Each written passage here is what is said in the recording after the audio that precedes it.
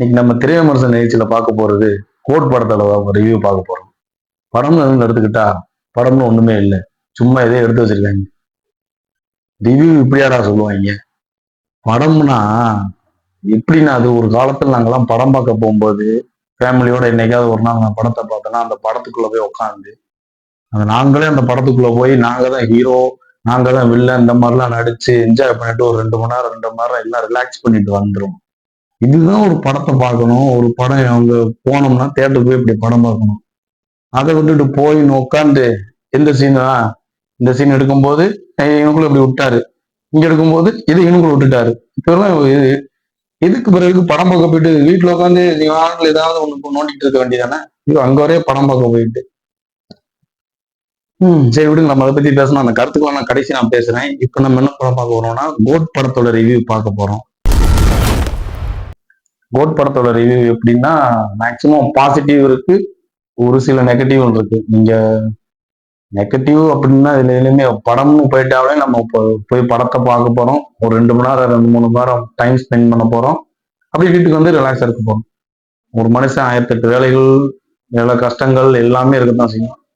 அதெல்லாம் மறந்து ஒருத்தன் தேட்டருக்குள்ள போறான்னா அவனை என்டர்டைன் பண்ணுச்சா, அவனுக்கு அந்த படம் சாட்டிஸ்ஃபைடா இருந்துச்சாங்கிறதான் முக்கியமா தவிர, இப்ப அந்த இடத்துல நம்ம லாஜிக் மிஸ்டேக் எல்லாம் பார்த்தோம்னா படம் ஒரு இதுவும் பண்ண முடியாது.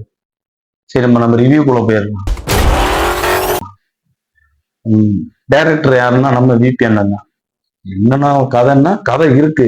இந்த கதை உங்களுக்கு இப்போ புரியாது. ஆக்சுவலா ஒரு சின்ன கை குழந்தை உங்க வீட்டுல வளருதுன்னா இப்ப இருக்கிற ஜென்ரேஷன்ல எப்படி வளர்க்கணும், நீங்க எப்படி இருக்கணும்ன்றதெல்லாம் இருக்குது.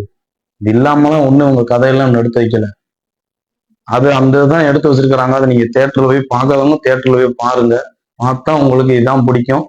முக்கியமா ஃபேமிலி ஆடியன்ஸ்க்கு ரொம்ப பிடிக்கும். அதை நம்ம சொல்லி தெரிய வேண்டியது கிடையாது. ஏன்னா அவங்க விஜயன் எடுத்துட்டாலே கமர்ஷியல் படம் பண்ணும்போதே எல்லா ஆடியன்ஸும் கவர் பண்ற மாதிரி தான் பண்ணுவாங்க. இதுதான் உண்மை. கதை கரெக்டா இருக்கு, திரைக்கதை நல்லா இருக்கு, எழுத்து நல்லா இருக்கு, அவங்க இயக்கிற அந்த மொத்த படத்தோட இதுவும் நல்லா தான் இருக்கு, எடிட்டிங் நல்லா இருக்குது. முக்கியமா சொல்ல போனா பிஜிஎம் எல்லாம் கழுவி கழுவி ஊத்தினீங்க. ஒரு என்னடா பண்ணிருக்க, என்ன ஏது பண்ணிருக்க, ஒண்ணுமே பண்ணல, நொட்டல, செய்யல அப்படின்னு. படத்தை போய் பார்த்தா தான் தெரியும் பிஜிஎம் மியூசிக் எந்த அளவுக்கு அவர் இம்பார்ட்டன்ஸ் பண்ணி கொடுத்துருக்கிறாரு. அது அந்த படத்தோடு ரீதியா கடந்து பார்த்தா தான் உங்களுக்கு படம் பிடிக்குமே தவிர, மித்தபடி போய் நம்ம ஏனோதான்னு உட்காந்து படம் பார்த்தா எந்த படமும் செட் ஆகாது. ஸ்கிரீன் பிளேன்னு எடுத்துக்கிட்டோம்னா அது அந்த அங்க ஆரம்பிக்கிறது தான். நம்ம இடையில அப்படியே அதோடய டிராவல் பண்ணோம்னா கடைசி எண்டிங் வந்து கொஞ்சம் கொஞ்சம் இந்த கூஸ் பம்ஸ் சீட்ல உட்காந்துருந்து எந்திரிச்சு இப்படி போய் உட்காந்தோம்னா அந்த அளவுக்கு தூக்கி நிப்பாட்டுறது தான் ஸ்கிரீன் பிளே.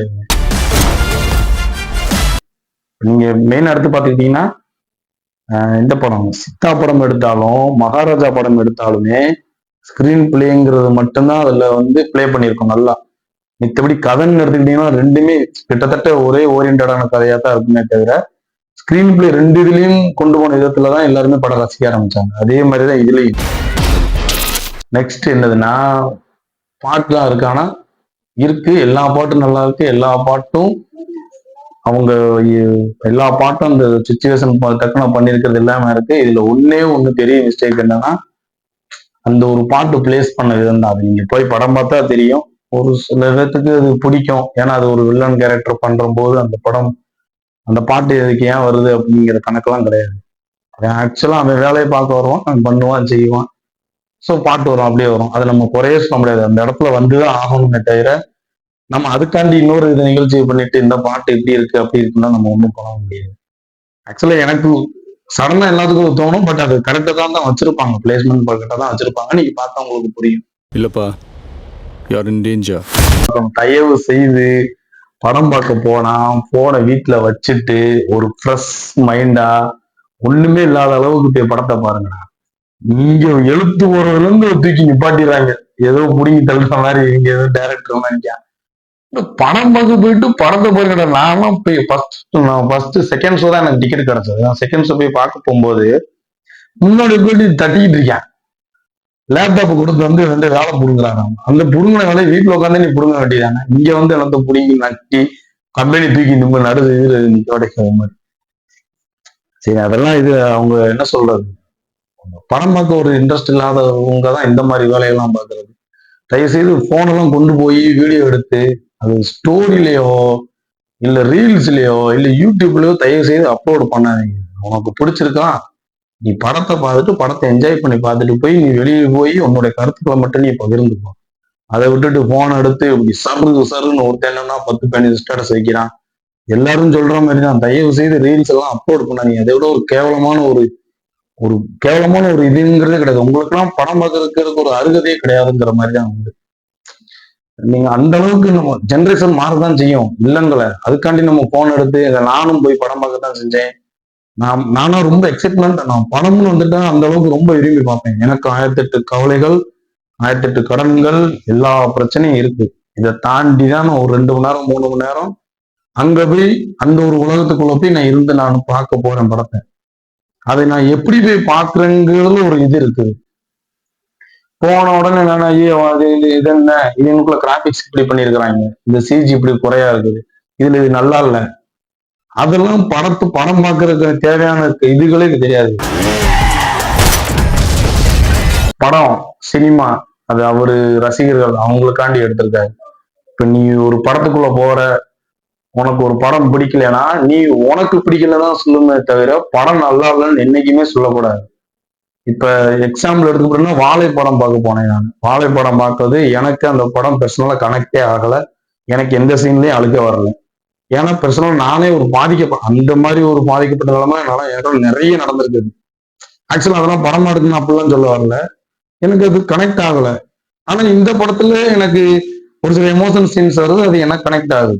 இதுதான் ரெண்டுக்கும் உள்ள டிஃபரன்ஸ். என்ன சொல்ல, ஒரு படம் பார்க்கிற இது. இதை விட நீங்க எடுத்துக்காட்டுக்கு நம்ம என்ன சொல்லணும்னா, நீ உங்க ஒரு வீடியோ எடுங்க, அந்த வீடியோவை ஃபேஸ்புக்ல, யூடியூப்ல, அப்புறம் இன்ஸ்டாகிராம்ல 3 இதுலயும் வீடியோ போட்டீங்கன்னா 3 இதுக்கும் செப்பரேட் ஆடியன்ஸா இருப்பாங்க. நீங்க ஆடியன்ஸ் மீன்ஸ் நீங்க போட்டீங்கன்னா ஒவ்வொரு பேரும் ஒவ்வொரு விதமா லைக் பண்றவங்க, ஒவ்வொரு விதமா வீடியோ பாக்குறவங்க இருக்காங்க. ஏன்னா நாட்டுல அவ்வளவு பேர் இருக்கிறாங்க. எல்லாம் 5 விரல் பேசுனா 5 விரல் ஒண்ணும் கிடையாது. ஆக்சுவலா அது அப்படித்தான். நீங்க ஒரு படத்துக்கு போறீங்க, உங்களுக்கு படம் பிடிக்கல அப்படின்னா எனக்கு பர்சனலா படம் பிடிக்கலன்னு தான் சொல்லணும். அந்த படத்தை போய் இது நல்லா இல்லைன்னு சொல்றதுக்கு நமக்கு ரைட்ஸே கிடையாது. ஏன்னா நீ உனக்கு பிடிச்சுதான் நீ 200 ரூபாய் கொடுத்துதான் நீ டிக்கெட் வாங்கிட்டு படத்துக்கு போறீங்க. போயிட்டு அங்க போயிட்டு உனக்கு படம் பிடிக்கல, எனக்கு படம் பிடிக்கல அப்படின்னு சொல்லிட்டு இதான் ஒரு ஜென்ரலா அது சொல்லிட்டு வர்றது. உனக்கு படம் பிடிச்சிருக்குன்னா அவனை போய் உடனே நொட்ட சொல்ல சொல்லுது. இது எப்படி இந்த படம் உனக்கு பிடிக்கும், இந்த படத்துல அப்படி என்னத்தை நொட்டிட்டாங்க, என்னத்தை புடிங்கிட்டாங்க, இதுல எதுக்கு இந்த சீன் வருது, இந்த சீன் எதுக்கு இந்த இடத்துல வருது, இந்த சாங் எதுக்கு இவனுக்குள்ள வருது, இந்த பிஜிஎம் எதுக்கு தேவையெல்லாம் போடணும், இது இவங்களை கவர் பண்ணி இப்படி படம் எடுக்க. ஆக்சுவலா அவங்க என்டர்டைன் பண்ணிட்டாங்க. அந்த பண்ணி உனக்கே தெரியல என்டர்டைன் பண்றாங்க அப்படின்னு. அது நீங்க அது மட்டும் இருக்கு போக்கஸ்டா இருக்கணும். போற நல்ல ஒரு 2 மணி நேரம் 3 மணி நேரம் என்ஜாய் பண்ணியா இல்லையா, நல்லா அதை வச்சுட்டு ஒரு 3 மணி நேரம் ரிலாக்ஸ் இருந்தியா, அவ்வளவுதான். ஜஸ்ட் ஒரு என்டர்டைன். இப்படிதான் படத்தை பார்க்கணுமே தவிர போய் வேண்டாம் வெறுப்பம் உட்காந்து இவங்க எப்படி கத்துறாங்க அவங்க அப்படி கத்துறாங்க, இது எதுக்கு தேவையில்லாம சொல்லிக்கிட்டு, இதெல்லாம் ஒரு மனிதத்தன்மையற்ற செயல்கள் மணிக்கா இருக்கும். படத்தை ஆரம்ப காலத்துல எப்படி பார்த்தோம், இப்ப எப்படி பாக்குறோம், ரெண்டுக்குமே வித்தியாசம் இருக்கு. முந்திலாம் 50 நாள் 60 நாள் ஓடும். எல்லாமே நீங்க ஜென்ரேஷன் மாத்தி இந்த அளவுக்கு வந்து நின்றுச்சு. வயசாயிடுச்சு. பசங்களும் ஒரு 5 6 பேர் படத்துக்கு போவோம். வரிசைக்கு ஒரே சீட்ல உட்காந்துட்டு ஒரு போன் யூஸ் பண்ண மாட்டோம், இடையில எதுவும் செய்ய மாட்டோம். படம் ஆரம்பிச்சா படத்துக்குள்ள போயிடும். ஆனா அவனோட கருத்துக்கள் சொல்லுவான். அவனுக்கு பிடிக்கலன்னு தான் சொல்லுவானே தவிர படம் இந்த மாதிரி கேவலமா எடுத்து வச்சிருக்காங்கன்னு சொல்லவே மாட்டான் என்னைக்குமே. நானுமே எந்த படத்தையும் இப்படி குறை சொல்லவும் மாட்டேன் நான். ஏன்னா அவ்வளவு பட்ஜெட் போட்டு அவ்வளவு இது பண்ணி ஒரு கதை ஒண்ணு இல்லாம டைலாக் டெலிவரி ஒண்ணு இல்லாமலாம் யாரும் எந்த படம் எடுத்துக்க முடியாது. நார்மலா ஒரு வீடியோ கிரியேட்டர்கிட்ட போய் நீங்க கேட்டீங்கன்னா அந்த கஷ்டம் தெரியும். அவன் என்னென்ன பண்றான், ஏது பண்றான், எவ்வளவு வேலைப்பாடுகள் இருக்கும், என்ன செய்வாங்க அப்படின்னு. சும்மா எடுத்தான் எல்லாருமே ரிவ்யூ தீட்டு வந்துட்டு இது இப்படி இல்ல, இது இப்படி இருக்குது, இது இப்படி செஞ்சா நல்லா இருக்கும், இது இப்படி புடுங்கினா நல்லா இருக்கும், இது நக்கினா நல்லா இருக்கும். எதுக்கு இதெல்லாம் தேவையில்லாத மக்கள் அப்படியே கவர் பண்றது, அப்படியே ரிவ்யூ நெகட்டிவா சொல்லி நக்குறாரு ஒவ்வொரு இடத்துலயும். என்ன மக்கள் வருது, நீ ஒரு படம் எடுத்தியடா ஒழுங்கா ஓடிச்சா முதல் இந்த அளவுக்கு ஒரு இந்த கேரக்டருங்க, அந்த கேரக்டரை எந்த அளவுக்கு கொண்டு போனாங்கன்னா இந்த ஒரு ஹிந்திக்கார பயில டீ ஆக்குலாம். அந்த கேரக்டரும் இந்த கேரக்டர்ல இருந்து அந்த கேரக்டருக்கு அப்படியே டிரான்ஸ்ஃபர்மேஷன் ஆக்குற மாதிரி ஒரு ஒரு வீடியோ கிண்டல் பண்ணி ஒரு ட்ரால் பண்ணி ஒரு வீடியோ போட்டாங்க. இன்னைக்கு அந்த கேரக்டர் தான் நீங்க பேசிக்கிட்டு இருக்கீங்க. படத்துல இந்த கேரக்டர் இல்லைன்னா படம் இருக்காது அப்படின்னு. இவங்களே ட்ரால் பண்ணுவாங்களாமா, இவங்களே வெறும் கேரக்டர் நல்லா இருக்குன்னு சொல்லுவாங்களாமா. ஸ்குவாடை விட்டு போய் பல வருஷம் ஆச்சு.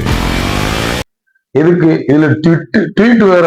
தமிழ்நாடுலயே விஜய் அடிக்கிறதுக்கு விஜய் மாதிரி ஒரு வசூல் சாதனை படைக்க எந்த நடிகரும் இல்லைன்னா அந்த மாதிரி அங்கிட்டு ஒரு ஒரு நக்கு நக்கிக்கிறது, இங்கிட்டு ஒரு நக்கு நக்கிறது. இந்த பொழப்புக்கு ஏதாவது மருந்து கொடுத்து சாகலாம்ல. ஸோ எப்படின்னு யோசிக்கிறீங்களா? படம் பார்க்க போனா படத்தை என்ஜாய் பண்ணி பாருங்கடா. அதை விட்டுட்டு நீ அங்க போயிட்டு நான் 1000 குறை கண்டுபிடிக்கிறதுன்னு படத்தை பார்த்தீங்கன்னா ஒவ்வொரு படமும் ஒவ்வொரு ஜோனர்ரா. நீங்க இந்த படத்தோட இந்த படத்தை நீங்க கம்பேரே பண்ணக்கூடாது. துப்பாக்கி மாதிரி ஒரு படம் வருங்கன்னா துப்பாக்கி மாதிரி நொட்ட முடியுமா? அந்த ஏதாவது வாயில் வந்து A lion is always a lion. போங்க, போய் படத்தை பாருங்க, படம் பாருங்க. படம் பார்த்தா பிடிச்சா பார்த்துட்டு வா, பிடிக்கலையா அடுத்த நாள் நீ போகாத. அதுக்காண்டி நீ மத்தவன் நீ போகக்கூடாது, படம் நல்லாது போகாதன்னு யாரையுமே சொல்ல முடியாது. அதெல்லாம் ஒரு என்னது இது, உங்களுக்கு தேவையில்லாத வேலை தானே. எஸ்கே தான் உங்களுக்கு அதிகமா இருக்கு. எஸ்கேன்னு என்ன அர்த்தம்னு யாராவது தெரிஞ்சா கமெண்ட் பண்ணுங்க. இது நம்ம விவேக் சார் சொல்லியிருப்பாரு. நமக்கு நம்ம நண்பர் சொன்னாரு, ஒருத்தர் நம்பர் சொன்னதான் எனக்கு கொஞ்சம் ஆர்வமா இருக்கு, எங்கனாலும் யூஸ் பண்ணிக்கலாமே. எஸ்கே அதிகமா இருக்கு, எஸ்கே அதிகமா இருக்குமாங்க. ஆக்சுவலா எஸ்கேன்னு நீங்க நினைக்கிற மாதிரி எல்லாம் கிடையாது. எஸ்கே அதிகமா இருக்குன்னா அது விவேக் சார் சொல்லியிருப்பாங்க. என்னன்னு கமெண்ட் வீடியோ பாக்குறவங்க கமெண்ட் பண்ணுங்க, எஸ்கேன்னு என்னன்னு உங்களுக்கு தெரியும். நான் இந்த மெயினா இந்த படத்துக்கு மட்டுமே சொல்லலை. நான் எல்லா படத்துக்குமே நீங்க போங்க, போய் படத்தை பாருங்க. உனக்கு பிடிச்சிச்சா பிடிச்சிச்சுன்ட்டு சொல்லிட்டு வா. பிடிக்கலையா பிடிக்கல, எனக்கு பிடிக்கல படம், எனக்கு பிடிக்கல, எனக்கு பிடிக்காம எனக்கு இந்த சீன்லாம் நல்லா இல்லை அப்படின்னு சொல்லிட்டு உனக்கு ஏத்துக்கிற அப்படியெல்லாம் கொத்திட்டு போயிட்டு. நான் இந்த நேரத்தை இன்னைக்கு எனக்கு ஒரு வீடியோ வந்துச்சு. அந்த வீடியோ என்னன்னா, இந்த மாதிரி அவரு 200 கோடி சம்பாதிக்கிறாரு, நீ என்னத்தை போய் நீ படம் பார்த்து முடிச்சு போய் நீ வீட்டுல என்னத்தை புடுங்க போற, நீயும் கஷ்டப்பட்டு உழைக்கதான் செய்யணும். நான் கஷ்டப்பட்டு உழைக்கத்தான் செய்வேன். நான் கஷ்டப்பட்டு உழைச்சாலுமே என் ஃபேமிலியே, என் குடும்பமா, இல்லை நானா, என் பிள்ளையா, என் ஃப்ரெண்ட்ஸா எல்லாரும் சேர்ந்து ஒரு 2-3 மணி நேரம் நான் வாழ்க்கையை வாழணும். நான் வாழ்க்கை ஒரு இப்படி கண்ணு மூடி முடிக்கணும் போல வாழ்க்கை போயிடும். அதுல எல்லாத்தையும் நான் அனுபவிச்சுட்டு போகணும்னா இதையும் நான் அனுபவிக்கணும். அவன் 200 கோடி சம்பாதிக்கிறான், அது அவன் வேலை, அவனோட பொழப்பு, அவன் மக்கள் என்டர்டெயின் பண்றதுக்காண்டி இவன் நடிக்கிறான். அதை நம்ம சொல்லவே முடியாது என்னைக்குமே. இதுல அவர் ஆரம்பத்திலே சொல்லிக்கிறாரு. இந்த வீடியோ நீங்க பார்த்துட்டு கமெண்ட் பண்ணாம போனீங்கன்னா வாழ்க்கையில் நீங்க நிறைய அனுபவம் என்னது, வாழ்க்கையில உங்களுக்கு படம் பார்க்கறது என்னன்னு தெரியாது அப்படின்னு சொல்லி கமெண்ட் பண்ணுங்க. படம் பார்க்கறதுக்குலாம் எதுக்குடா, என்னடா தெரியணும்? படம் பார்க்கறதுக்கு ஒன்றும் ஒரு அளவுமே தேவையில்லடா. படம் பார்க்கறதுக்குன்னு உங்களுக்கு ஃப்ரெஷ் மைண்ட் இருந்தா போதும்டா. இந்த மாதிரி தற்கூரிய வீடியோ போடுறீங்க தெரியுமா, சரட்டுன்னு அந்த மாதிரி வீடியோ அதுல இருந்து எடுத்து ஸ்பாயிலர் பண்ணாம இருந்தாலே போதும்டா. படம் பார்க்கறதுக்கு எந்த அறிவும் தேவையில்லடா. சினிமாவை பாருங்கடான்னு அத்தனை சொல்லிட்டாங்க. போய் அங்கிருந்து ஒருத்தர் இங்கனுக்குள்ள தவறாரா, இங்கனுக்குள்ள நீங்க குறைக்கிறாரா, அதை ஏத்துக்க. சினிமாவில் அப்படிதான் பண்ண முடியும், ரியல் லைஃப்ல அப்படி பண்ண முடியுமா? உங்களால எனக்கு படம் பார்க்குற இன்ட்ரெஸ்டே போகுது. எங்கிட்டு திறந்தாலும் பூரா படத்தை எடுத்து போட்டு விட்டுறாங்க. எதுக்குதான் நான் படத்துக்கு போனோம்? என் பொண்டாட்டிலாம் நான் ஜெல்லுலயே பாதி படத்தை பார்த்துட்டு ஏப்பா இந்த சீனுக்கு அப்புறம் இந்த சீன் வருமா, எதுக்கு வருமா, இது எதுக்கு வருது, இது எதுக்கு போகுதுன்னா என் கேள்வி கேட்டு நான் என்ன சொல்றேன். அதான் அது நல்லா இருக்கும். அந்த மாதிரி போய் படத்தை பார்த்தா தான் படம். அது ஏனோ தானோன்னு போய் படம் பார்க்குற மைண்ட் செட்டு அதை மாத்துங்க. மாத்தினது எதுவும் மாத்துறீங்க. போயிட்டு போன் எடுத்து வீடியோ எடுக்கிறது, டைட்டில் கார்ல இருந்து ஆரம்பிக்குது, கிளைமேக்ஸ்ல எந்த சீன் எதுக்கு வருது அளவுக்கு எல்லாத்தையும் வீடியோ போட்டு வச்சுறாங்க. உங்களெல்லாம் வச்சுக்கிட்டு என்னடா படம் எடுத்து என்னடா செய்ய போறாங்க, பாவங்க. சரிங்க, கொஞ்சம் வீடியோ எண்டிங் வந்துடும். நான் ரொம்ப பேசி நினைச்சிட்டேன், ரொம்ப பேசியிருக்கிறேன். அதெல்லாம் இல்லை, இது என்னோட ஆதங்கம் தான். இன்னும் நிறைய இருக்குது. ஒவ்வொரு படத்துக்கும் நான் இனிமேல் ரிவ்யூ போடுவேன். நான் முக்கியமா அந்த நெகட்டிவ் ரிவ்யூ பண்றவங்க நீங்க என்கரேஜ் பண்ணாதீங்க, அவ்வளவுதான் சொல்ல முடியும். வந்துட்டான்டா நீங்க சட்டையும் இவனோட ரிவ்யூக்கு தான்டா வெயிட்டிங்க.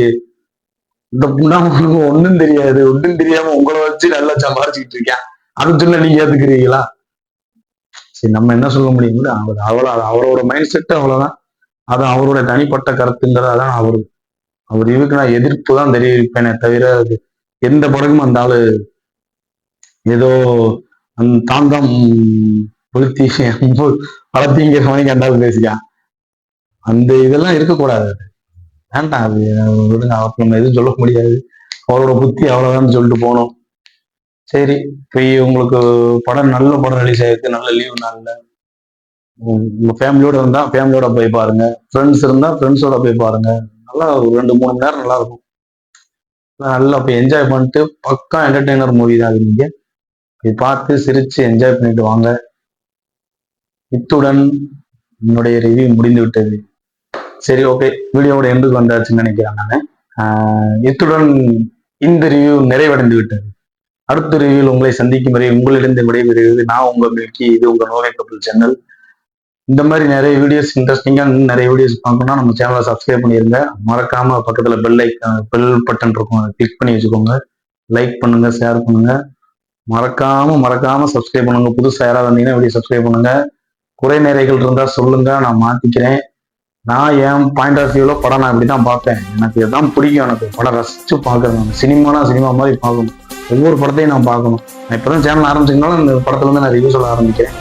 அப்போ என்ன ஒவ்வொரு படமா போவோம். எல்லாத்தையும் சொல்லலாம். கமெண்ட்ல சொல்லுங்க, உங்களுடைய கருத்துக்களையும் தெரிஞ்சுக்கணும். டாடா, பாய் பாய்.